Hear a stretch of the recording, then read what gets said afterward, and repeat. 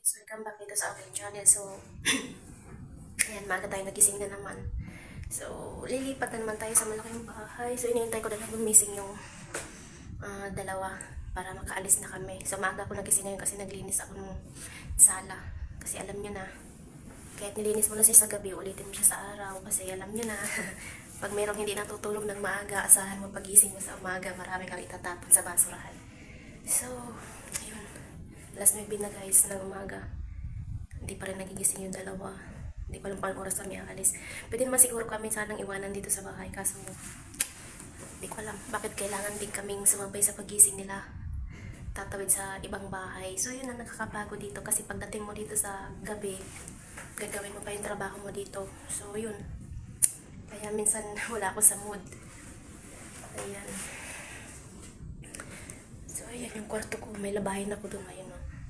Mamayang gabi ko na lang yung lalaban pag uwi namin. Minsan, gabing-gabi na kami kinukuha. Kaya, ayan. Wala talaga tayo sa mood. Lalo na kapag kulang tayo sa tulog. And ngayon pala guys, wala tayong net kasi sira na naman yung kanilang net. Pasira-sira. So, ayan. Hintay ko na silang gumising. Maglinis naman ako. Ayan. Ito yung labasan. Kwarto.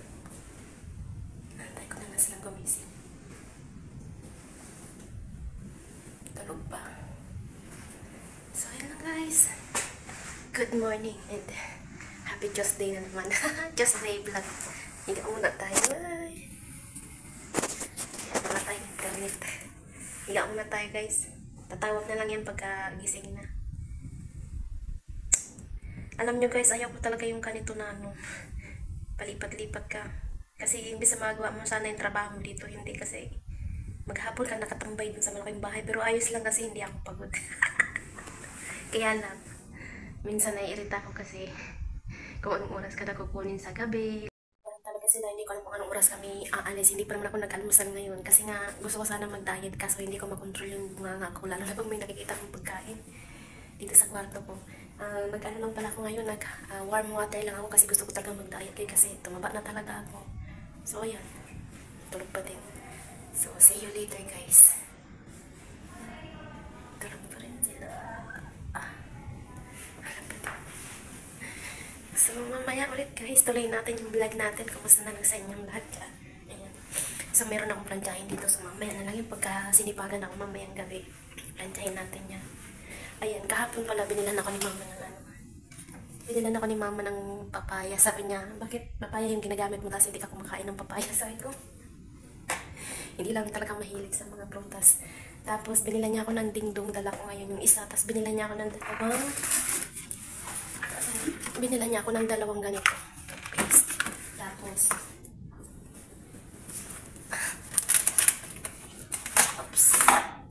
ayan, binilan niya ako ng dalawang dingdong. So dinala ko yung isa kasi puting ko doon sa malaking bahay. So yan, mamaya ulit guys. Dito tayo sa sakyan. Tawid sa malaking bahay. Charot. Malapit na tayo sa bahay ni Lola.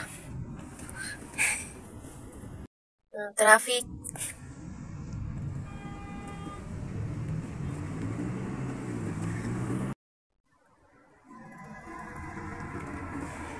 Kita ko na yung ulaya.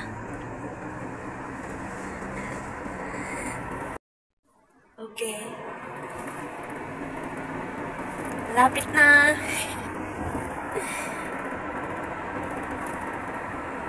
Guys, lapit na tayo sa bahay ni Lola. Ayan, dito kami sa sasakyan.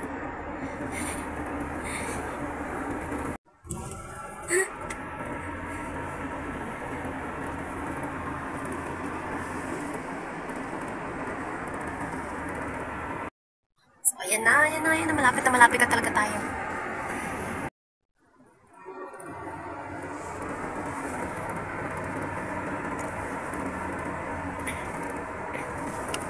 Dito tayo sa loob ng sasakyan guys, kaya ayan.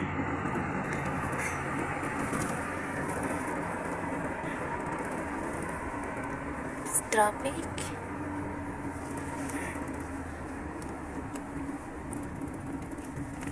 Ikot na, yan yung alaya. Ayan. Sa likod niyan, dyan na talaga tayo. Ang ganda ng view. Taang ulo. Ayan, hindi kasi pwede eh. Ayan na. Nagharang pa yung sasakyan.